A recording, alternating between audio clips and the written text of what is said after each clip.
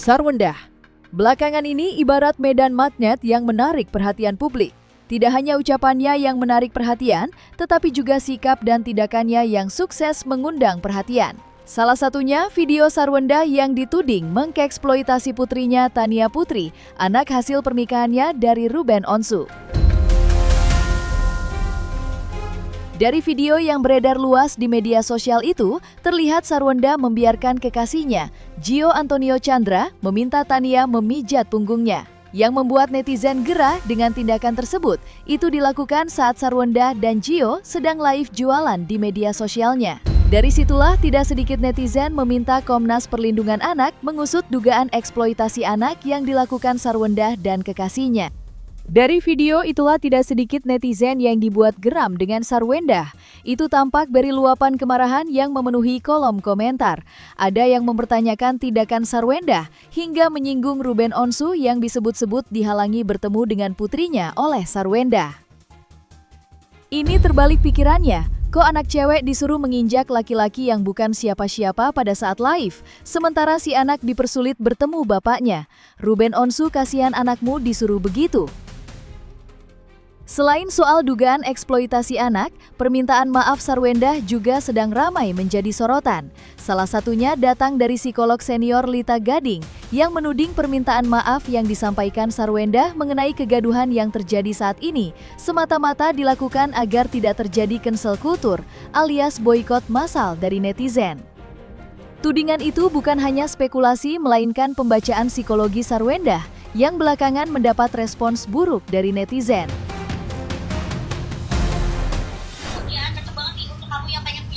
Kamar baru, kasur baru, ini dari 5 juta loh, Pak. Hah? Dari 5 juta jadi 1,8 juta? 6 juta ya. 6 juta. Ini 1,8. Tapi ini banyak yang dapat 1,8. Yang ini kita pakai ukuran 100. Mungkin sambil mau yang 30 atau 35 cm, tapi kita pakai 35 cm. Kita pakai 35. Mendingan kalian yang lebih tebal deh. Enak, Mami. Yang lebih tebal lebih enak. Wow, ternyata ada yang klarifikasi, guys. Takut di cancel culture ya sama para netizen. Ya iyalah, jelas netizen marah, termasuk saya juga. 200 juta dalam 1 bulan gitu ya, itu udah luar biasa sebenarnya, bener gak sih? Tapi dia bilang 200 juta, apalagi yang ngasih tit gitu ya kan. Jangan sampai kayak begitu, artinya Anda menjelekkan juga bapaknya anak-anak. Jangan sampai anak-anak itu jadi benci kepada bapaknya, gak boleh kayak begitu. Itu adalah suara-suara yang disampaikan oleh ibunya sendiri. Jangan mempengaruhi dalam bentuk digitalisasi. Ingat, jejak digital itu tidak bisa dihapus. Kapanpun anak Anda bisa melihat apa kelakuan dari ibunya, ya. Kalau di cancel culture oleh para netizen bisa bangkrut. Ya kan, tidak ada lagi tuh istilah 200 juta dalam setengah jam. Ya, saya ngomong begini secara logika saja berpikir. Jangan terlalu sombong. Di atas langit masih ada langit. Keburukan suamimu adalah keburukan Anda. Ingat, tidak ada manusia yang sempurna. Oke, kesempurnaan hanya ada Tuhan yang Maha Kuasa. Ingat, jangan sombong. Dalam sekali membalikkan tangan, semuanya akan rata ditelan bumi. Selain menyoroti gestur dan psikologi Sarwendah saat menyampaikan permintaan maaf melalui video yang diunggahnya di laman media sosial pribadinya, Lita Gading juga turut menyoroti isu yang berkembang mengenai video permintaan maaf tersebut. Banyak yang berspekulasi juga video permintaan maaf Sarwendah tidak disecara spesifik ditujukan untuk mantan suaminya Ruben Onsu, melainkan pada netizen. Dari berbagai spekulasi itulah Lita Gading mengaku prihatin. Alih-alih meredam konflik, tindakan Sarwendah tersebut ibarat menyiram minyak ke tengah bara, dan tentu saja yang menjadi korban anak-anak. Melalui video komentar yang dibagikannya, Lita Gading berharap polemik yang terjadi saat ini dapat segera diselesaikan demi kebaikan anak-anaknya, mengingat jejak digital tidak akan terhapus. Tentu saja ini menjadi warisan buruk yang ditinggalkan orang tuanya di media sosial. Mengenai gesturnya Sarwendah pada saat dia meminta maaf. Ya guys, sampai seperti itu. Berbeda sekali dengan apa yang sebelumnya dia lakukan nyinyiran tersebut kepada Ruben. Menurut pengacaranya itu bukan untuk Ruben. Nah, tapi semua bilangnya untuk Ruben ya. Para netizen meyakini bahwa itu adalah sindiran untuk Ruben dan sebagainya. Nah, kita bahas ya. Saya nggak mau tahu lah dia mau berbuat apa, dia mau ngomong apa, tapi ternyata kenapa diklarifikasi dan meminta maaf. Nah, itu tidak disebutkan namanya. Udahlah, nggak usah ribut lah. Nanti kena cancel culture. Gimana? Bisa bangkrut loh, hati-hati ya. Jadi kalau saya lihat nih guys, semualah mata memandang dan bisa mengenali itu. Karena apa? Saya selain mempelajari tentang gestur, juga raut wajah, kan sudah banyak tuh yang memberikan statement mengenai ini ya, mengenai gestur dan sebagainya. Namun kalau menurut versi saya, memang sih hampir semuanya sama gitu. Dia merasa, mohon maaf banget ya, tidak dari hati gitu. Dia meminta maafnya tidak dari hati, dan dia pun juga merasa bahwa ya ini hanya sekedar formalitas untuk meminta maaf karena takut, dalam tanda kutip mungkin ya, diboykot dan sebagainya. Ini hanya untuk meredam supaya netizen tidak marah. Karena gestur di situ yang tidak ada keikhlasan guys. Apabila dia berbicara, apalagi sangat berbeda karakternya gitu loh. Mudah-mudahan ini ada jalan terbaik lah, dan kasihan anaknya nanti ya.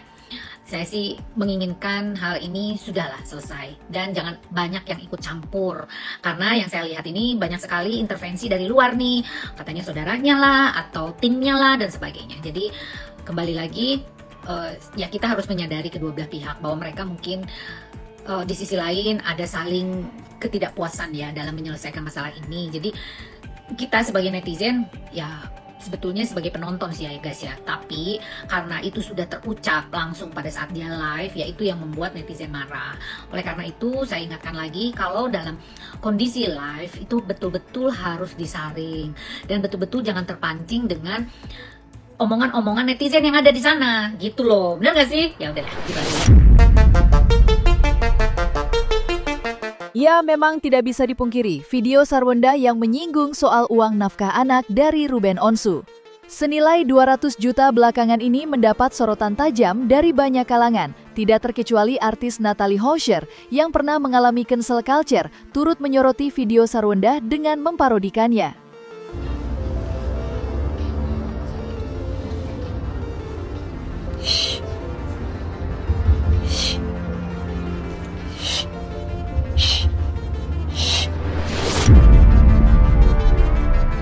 Selain Natalie Hozier, aksi memparodikan video Sarwenda juga dilakukan artis lawas Helsi Herlinda dan selebgram Lisa Mariana.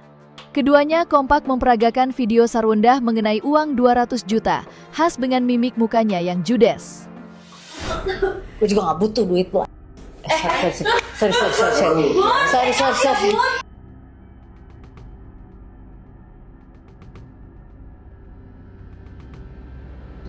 Kambing, gue juga gak butuh duit lo. Kambing. Juga gak butuh duit lo ya. 200 juta, apa sih 200 juta? Berapa kali live itu gue 200 juta? Ya, berapa kali live dah? 4 kali. Kok lemes banget? Aman kok. Aman tante. Terkait dengan video,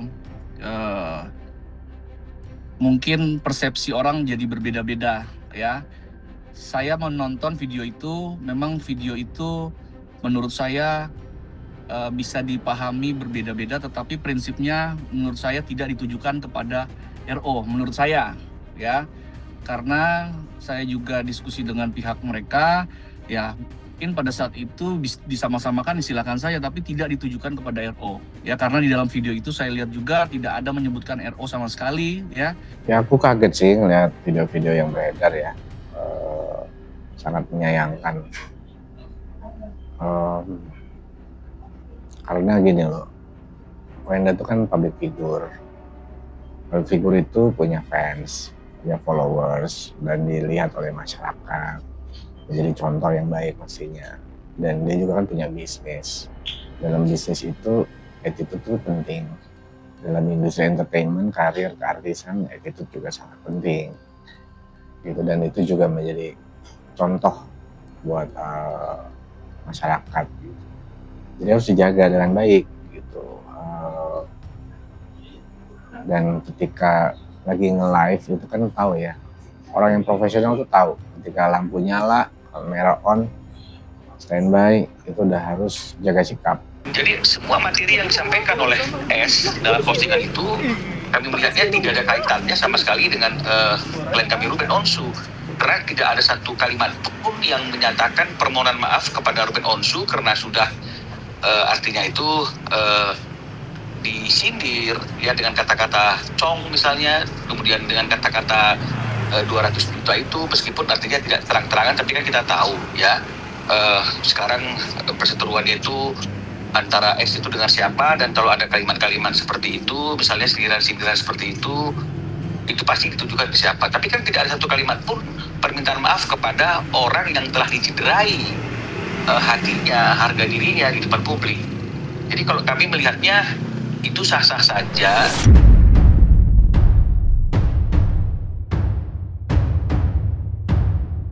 Dan jangan lupa untuk like, subscribe dan juga share channel YouTube Cumi Cumi.